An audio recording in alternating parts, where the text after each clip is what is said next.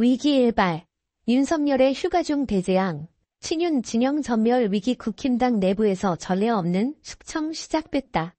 아무래도 윤석열의 휴가가 급히 취소되어야 할 것 같습니다. 나라를 쑥대밭으로 만들고 혼자 여유롭게 휴가나 가는 꼴에 호시탐탐 기회만 노리고 있던 반윤 세력이 들고 일어나 정치적 입지도 능력도 없던 찐윤 간신배들 뒤통수를 치고 모두 요직에서 몰아내는 참사가 벌어지기 시작했는데요. 충격적이게도 그 중심에 윤석열 뒷공무니만 따르던 한동훈이 주도적으로 복수극을 펼친 사실이 알려져 언론이 난리가 났습니다. 언론 탄압이 극에 달해있는 현재 정권에서 윤석열은 언제나 그랬던 것처럼 여당이 냉전 상황으로 바뀌어도 아니란 태도로 위기감을 느끼지 못하는 것인지 뜬금없이 여름휴가를 가겠다며 또 한숨 나올 소리만 내놨는데요. 김건희의 지시에 따라 여름휴가를 가겠다는 건 아닐지 합리적인 의심들까지 국민들 사이에서는 등장하고 있죠. 이런 상황에서 전문가들은 지금 벌어진 국힘의 참혹한 상황을 이미 충분한 분석을 통해 예고했던 적이 있었는데요. 당시 발언을 짧은 영상으로 먼저 한번 만나보겠습니다. 사실은 이게 여당이 총선에서 참패한 뒤에 처음으로 그리고 얼마 안 돼서 치러지는 전당대회이기 때문에 뭔가 반성이나 이러한 것들이 나올 줄 알았는데 사실 반성은 빠져있고 결과적으로는 계파 갈등만 남은 거 아니냐라고 하는 쓴소리들이 많이 들립니다. 어떻게 보셨어요? 그래서 이거 계파 갈등이라기보다도요. 현재 원력인 윤석열 대통령, 네, 미래 원력인 한동훈 대표 둘이 싸운 겁니다. 네. 그 다른 지우 후보는 그냥 현재 원력 쪽에 대충 줄을 섰는데 위면을 받은 거고요. 네. 그래서 이게 막장 드라마 끝났는데 지금부터 더 참혹 드라마가 될 수 있을 가능성이 막장 드라마에 더해 참혹 드라마. 네, 전쟁 중에서 제일 무서운 전쟁이 내전이에요. 네. 다른 국가 우상하는 것보다 더 끔찍합니다. 우리도 내전을 겪었죠. 또 골육상쟁. 네. 사람 몸 안에 뼈와 근육이 싸운다. 네, 끔찍한 거죠. 네, 다 망하는 거죠. 그런 장면이 벌어질 가능성이 있습니다. 이게 윤석열 대통령이 한동훈 대표를 어떻게 할 것인가.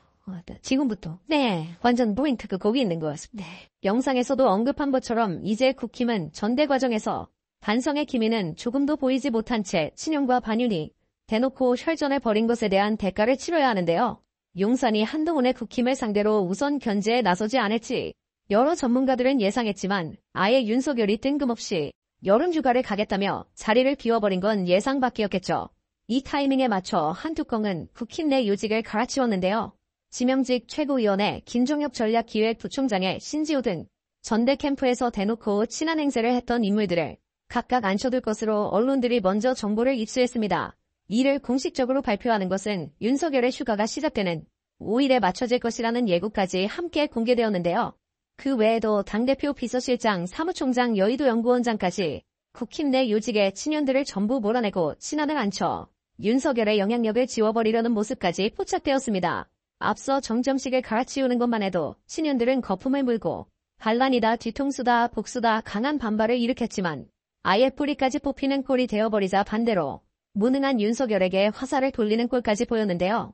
특히나 당 일각에선 아무리 용산 내에선 알고 있었다 해도 이 시기에 여름휴가로 자리를 비우는 것은 불리하다라는 등 해결법 없이 불만의 목소리만 쏟아내기도 했죠.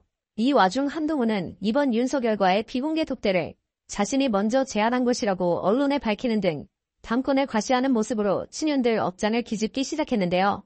언론계 일각에서는 이에 대해 한동훈 대표는 아마 지난 총선 대패 직후 약해진 자신의 입지에서는 윤석열 대통령과의 우찬 제안을 거절했었지만 당대표가 된 지금의 스스로는 윤 대통령과의 독대를 먼저 제안해도 될 정도의 신이 있다는 표현을 간접적으로 드러낸 것으로 해석된다라는 의견으로 한동훈이 자만 어린 힘자랑에 나선 것이라 표현하기도 했죠.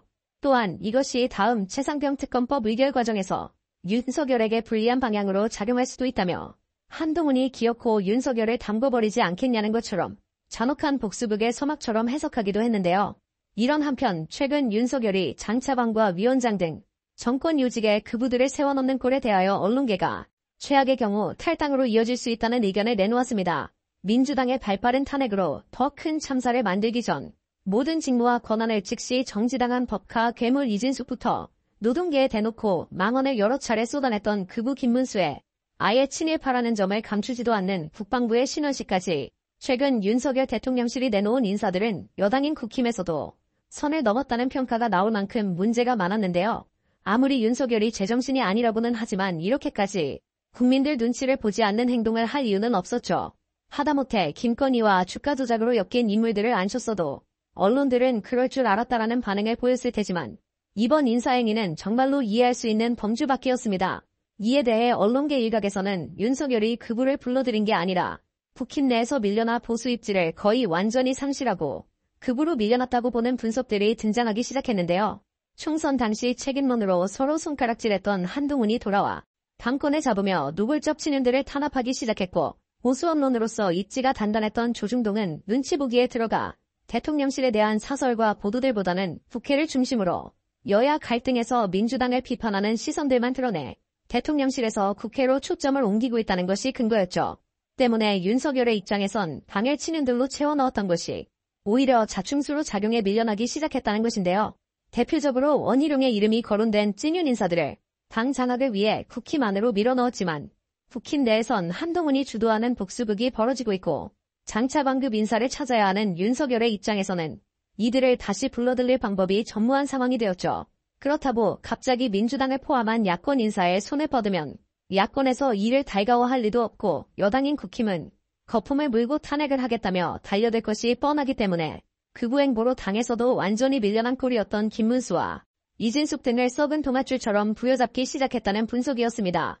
결과적으로 이진숙은 탄핵안이 통과되어 직무정지가 되었고 김문수도 국힘 내에서까지 반발을 일으키고 있는 탓에 임기 수명을 길게 평가하기는 어렵다고 보고 있는데요.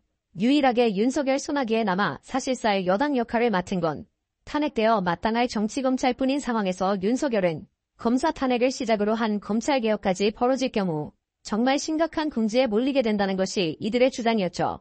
만약 이런 상황이 벌어졌을 때 한동훈을 중심으로 한 국힘이 윤석열을 식물로라도 세워두겠다는 의지를 보이지 않거나 최상병 특검법에 결과적으로 찬성표를 꺼내게 된다면 정권이 무너지는 것은 정말 한순간에 벌어질 일일 텐데요.